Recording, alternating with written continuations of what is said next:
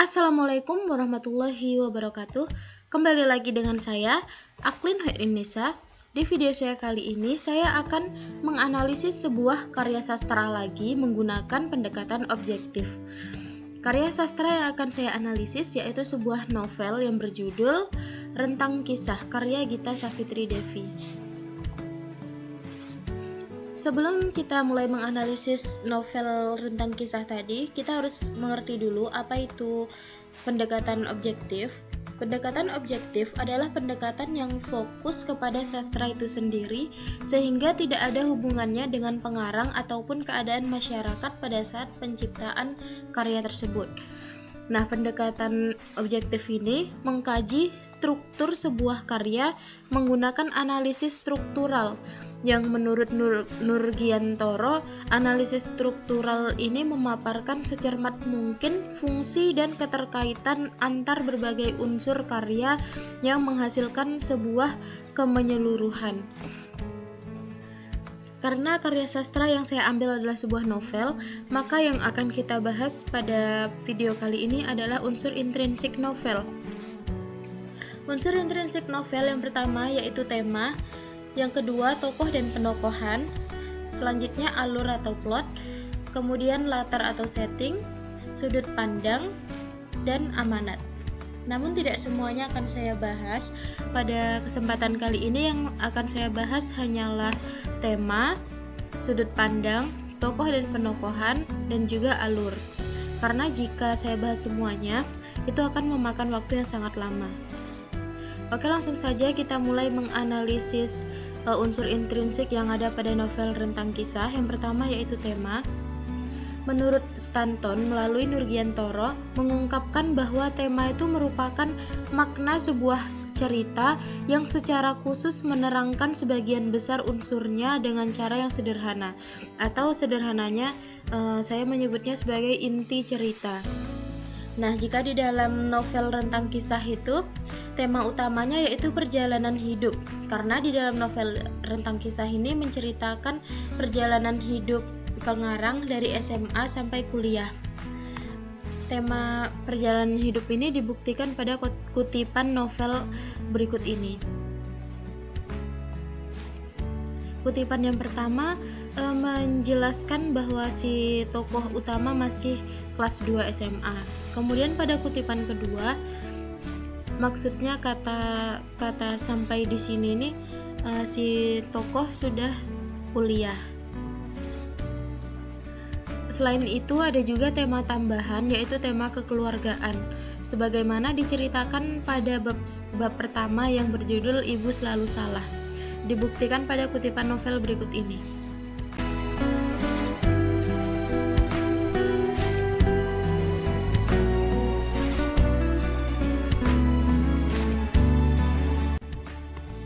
Tema tambahan yang lain yaitu tema keagamaan atau religius. Tema ini dibuktikan dengan adanya kutipan berikut ini.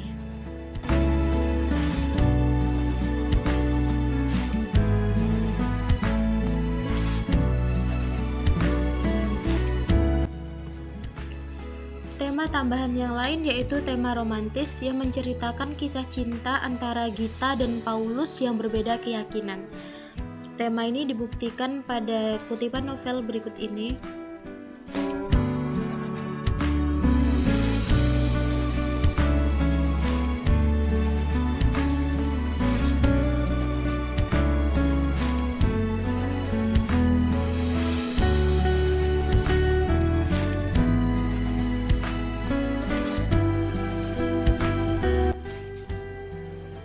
Dan yang terakhir tema tambahannya yaitu tema perjuangan, yang menunjukkan perjuangan Gita bisa bertahan dengan pilihannya untuk kuliah di Jerman meskipun kuliah di Jerman itu tidak semudah yang Gita bayangkan.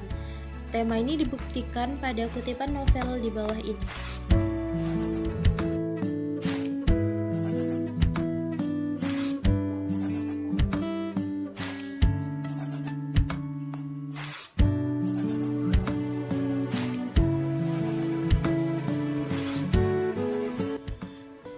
Unsur intrinsik yang kedua yaitu sudut pandang.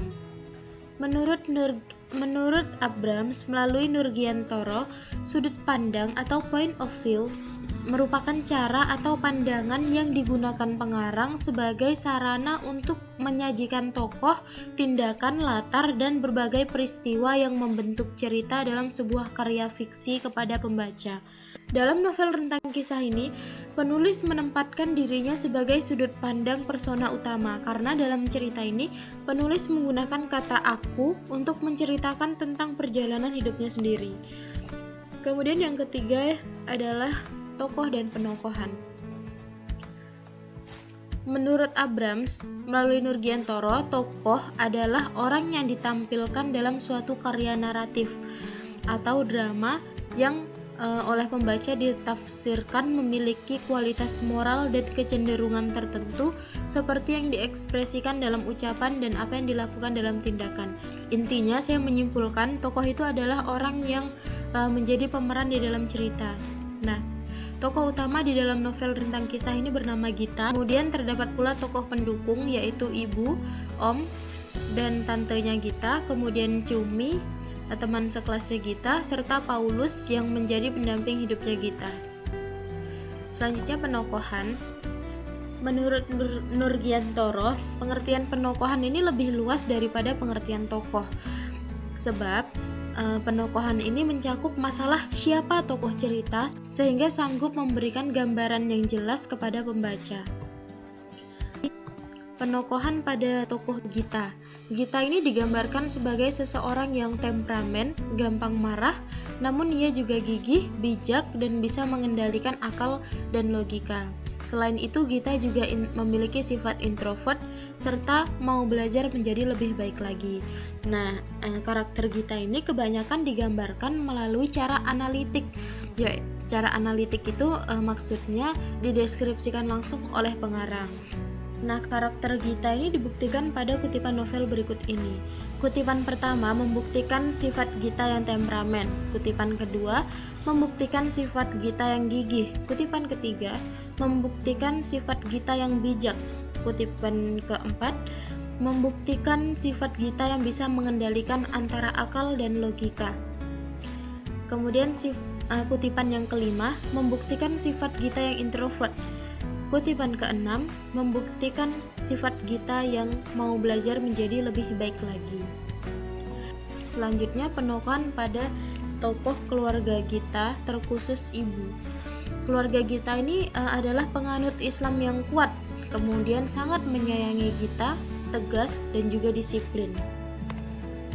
Sebagaimana digambarkan pada kutipan novel berikut ini, kutipan pertama membuktikan keluarga Gita yang merupakan penganut Islam yang kuat. Kutipan kedua menggambarkan bahwa ibu Gita itu sangat menyayangi Gita. Kutipan ketiga menggambarkan sifat tegas ibu Gita. Selanjutnya penokohan pada keluarga Gita yang lain, yaitu om dan tantenya Gita. Om dan tantenya Gita digambarkan sebagai sosok yang pintar dan cekatan. Karakter om dan tantenya Gita ini digambarkan melalui cara dramatik. Cara dramatik adalah cara menggambarkan karakter tokoh, namun tidak dijelaskan langsung oleh pengarangnya, melainkan diketahui melalui dialog antar tokohnya. Hal ini dibuktikan pada kutipan novel berikut ini. Kutipan pertama menunjukkan sifat tantenya Gita yang pintar, kemudian kutipan kedua menunjukkan sifat tante Gita yang cekatan, kutipan ketiga menunjukkan karakter om Gita yang cekatan. Selanjutnya penokohan pada tokoh Paulus. Paulus digambarkan sebagai sosok yang baik, sabar, lembut, dan taat beragama. Sosok Paulus ini digambarkan menggunakan cara analitik, sebagaimana dibuktikan pada kutipan novel berikut ini.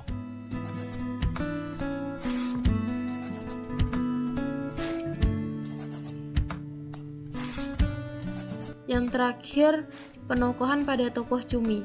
Cumi memiliki sifat yang peduli.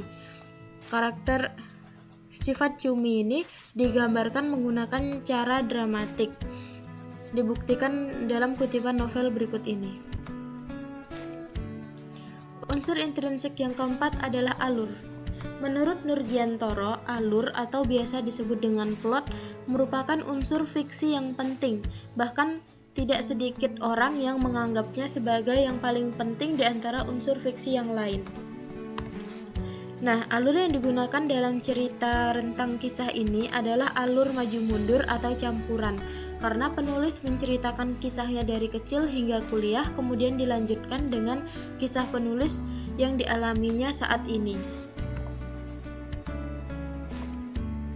Semua unsur intrinsik yang sudah saya jelaskan tadi itu memiliki keterkaitan antara satu dengan yang lain. Nah, berikut penjelasannya. Yang pertama, hubungan antara tema dengan tokoh dan penokohan. Jadi hubungan antara tema dengan tokoh dan penokohan ini adalah tokoh-tokoh dalam cerita itu yang menjadi pelaku penyampai tema.